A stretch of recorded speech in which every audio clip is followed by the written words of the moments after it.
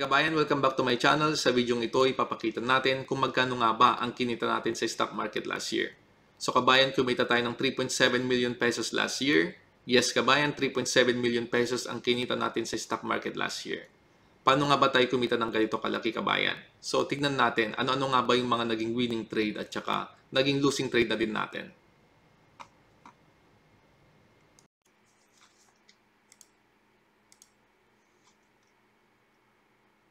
So kabayan, ito yung tax form na binibigay ng mga brokerage account para maisama sa filing sa income tax return natin. So makikita natin dito lahat ng mga naging trading history natin last year. So ito yung net gain or loss natin kabayan. So last year kumita tayo ng 74,249.21 dollars kabayan. So ito yung kinita natin last year. So i-times natin yan sa pesos.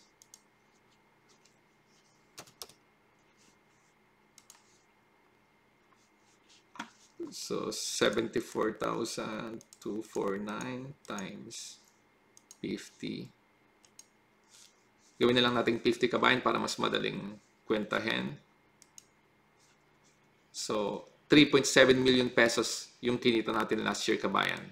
3.7 million pesos. So paano nga ba tayo kumita ng ganito kalaki kabayan? Tignan natin yung mga trading history natin last year.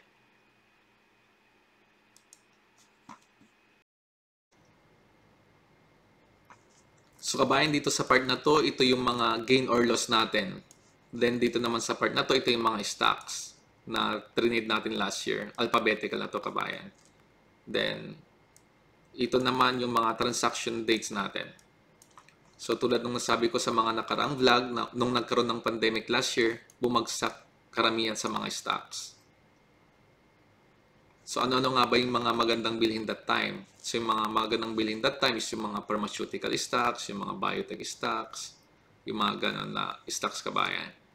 So trinade natin tong AIM, ito isang pharmaceutical stocks, nag-down tayo ng $353. Then APT, ito isang PPE stocks. So last year kabayan, nung pandemic, in demand yung mga PPE. So kumita tayo dito. Kumita tayo ng $32,000. Then ALT, ito isang biotech stocks. Nag-down tayo ng $487.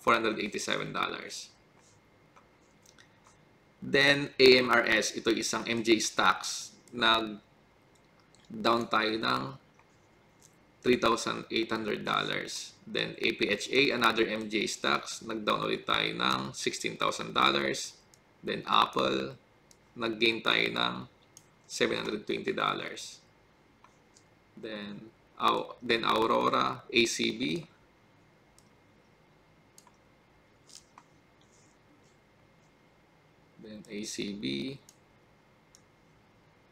nag-down tayo ng $25,000. So kabayan, hindi lahat sa pagtitrade ay laging panalo. So, meron din yung mga talong trade, pero dapat marunong tayo mag-cut ng mga losses natin. So, yan kabayan, nalugi tayo ng $25,000. Then, I2, ito isang pharmaceutical stocks na nagkaroon sila ng diagnostic test about sa virus na yun kabayan. So, kumita tayo dito. Kumita tayo ng $32,000. Then, Baidu, ito'y isang China stocks. Parang kumbaga, ito'y parang Google ng China. Parang ganun. Itong stocks na to. So, nag-down tayo ng 1,300. Then, BCRX, ito'y isang biotech company. Nag-down tayo ng 715. Then Boeing, ito isang aerospace company na gumagawa din sila ng mga plane. So di ba yung mga airlines that time nag-down yung mga stocks nila? Kasi walang mga biyahe. So itong Boeing nag-down din. So pero nung naglabas na ng mga news about sa vaccine, tumaas na din siya, nakabawi siya. So, tingnan natin kung magkano yung kinita natin. So, kumita tayo ng $20,976. Then, YCBD, ito ay another MJ stocks, kumita tayo ng $1,092. Then, CGC, another MJ stocks, kumita tayo ng $1,000. Then, CCL, ito isang cruise ship. Lahat din ng mga cruise ship that time nag-down. Then, pero nga nung nagsilabasan na yung mga news about sa mga vaccine, tumaas na din. So, kumita tayo ng $6,790. Then, CWBHF, ito yung another MJ stocks. Kumita tayo ng $47. Then, CODX, ito ay isang diagnostic test sa sa virus na yon. So, trinid din natin yan. Nag-down tayo ng $592. Then, COCP, another pharmaceutical stocks, nag-down tayo ng $3,000. Then, CRWD, another, IT stocks. So, last year kabayan ng pandemic, lahat ng mga karamihan stay home. So, tumaas ito kasi ito isang IT stocks. So, madaming nagko-computer kasi stay home karamihan ng mga tao. So, tumaas yung stocks nila. Then, Delta Airlines. Kumita tayo ng $1,700.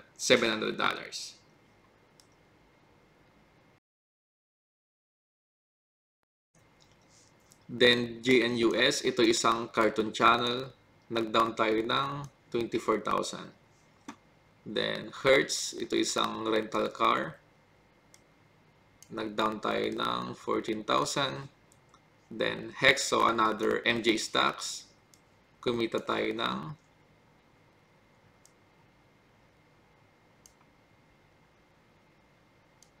dito pala. Kumita tayo ng $942. Then, IBIO, ito ay isang biotech stocks. Kumita tayo ng $18,488. Then, INO, ito isang vaccine company. Kumita tayo ng $1,000. Then, J&J, another vaccine company.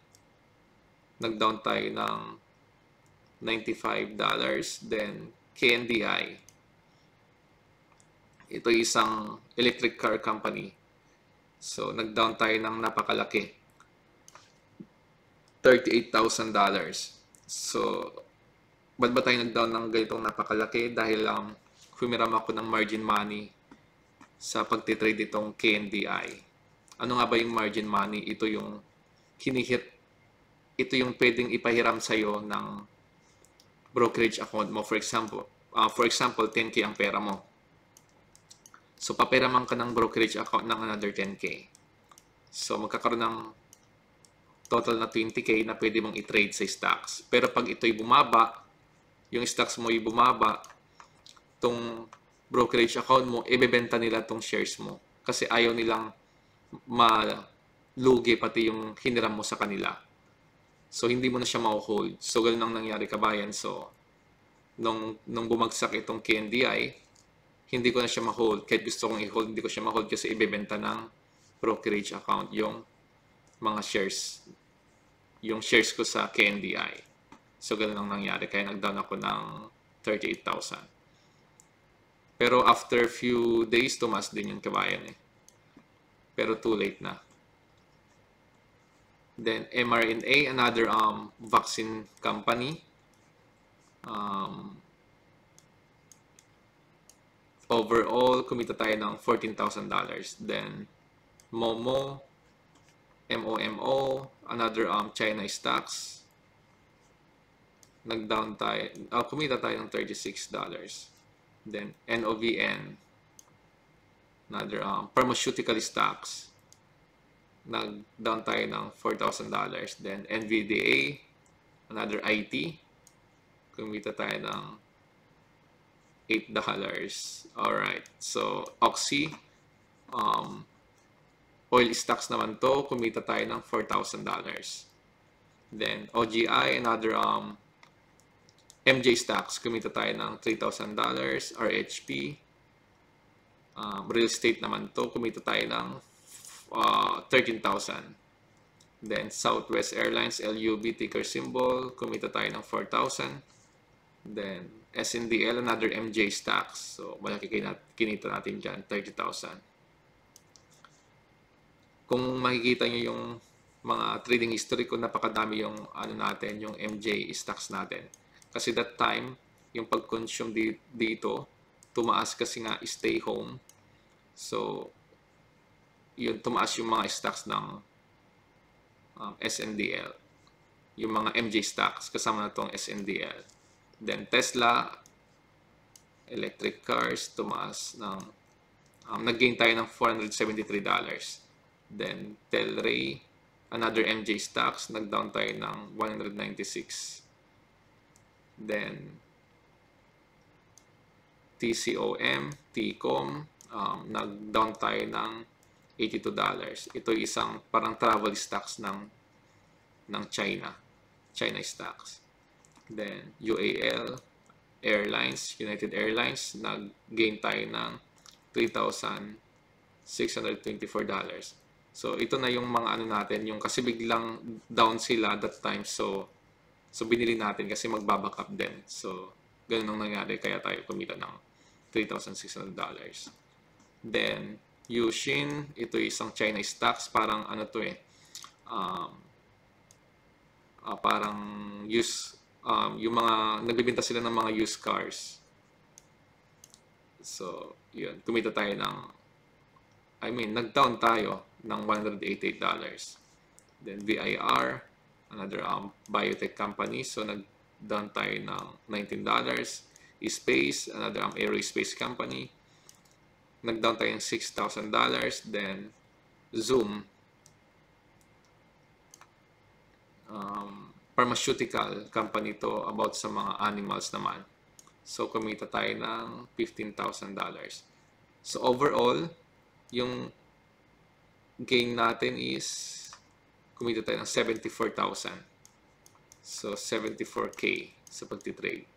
So equivalent na sa pesos is 3.7 M. So yun kabayan, yung trading journey natin last year.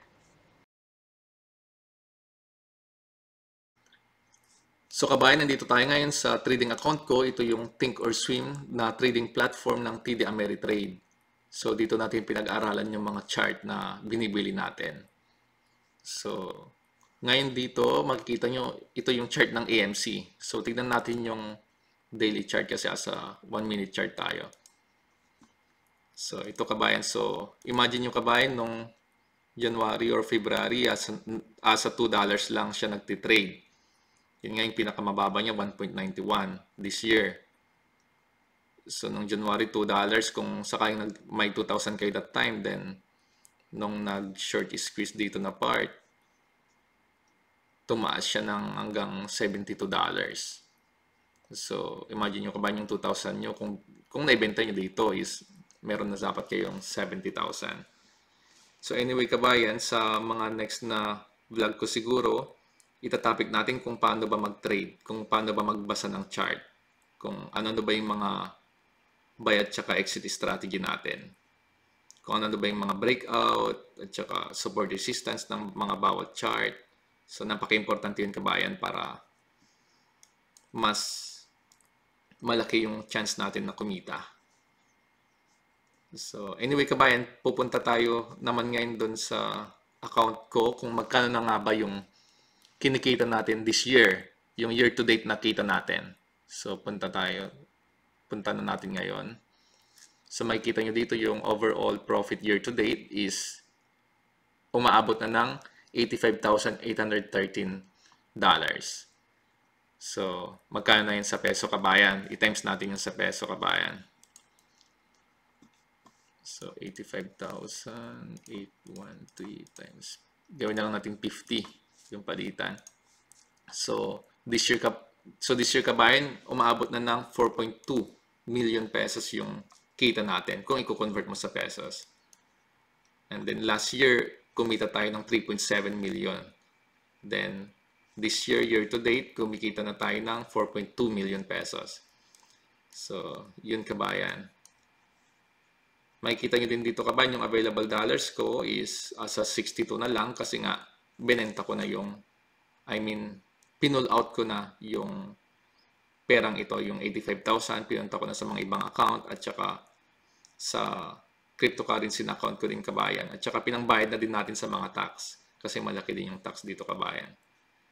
So, yun, more active na tayo ngayon sa cryptocurrency kasi nga more volatile yung cryptocurrency. Pwede kang kumita ng doble or triple in a couple of weeks pero pwede ka rin malugi ng malaki din ang lugi mo. So, yun kabayan. So, dito kabayan, makikita nyo yung red dito, yung 24,937 kasi ito yung kailangan kong ilagay sa account ko para mabuo ko yung 25K para makapag-day trade ako. Pero kabayan, so far yung account status ko is okay to trade pa rin. Kasi hindi pa naman ako lumalagpas sa 3-day trades in 5 business days. Kung napanood nyo yung last na vlog ko, so maintindihan nyo kung ano nga ba yung day trading. So, yun kabayan. So, yun kabayan, yun yung kinita natin sa pagtitrade sa stock market. So, sa mga susunod kong vlog siguro, sasabihin din natin kung ano-ano nga ba yung mga hinuhold kong mga stocks o mga cryptocurrency. So, syempre, alam na nyo na yan, mga SafeMoon Army. Syempre, SafeMoon, to the moon. Yan. So, hindi ko pa to nadidikit sa sasakyan kabayan kasi tag-ulan pa dito. So, yan. So, bumili tayo ng mga car sticker about sa SafeMoon. Yan. SafeMoon. SafeMoon car sticker. So, yun kabayan. Kung na-inspire man kayo sa video ito kabayan, please like and subscribe. Ay, dito pala si Mrs. Kabayan. Say hi.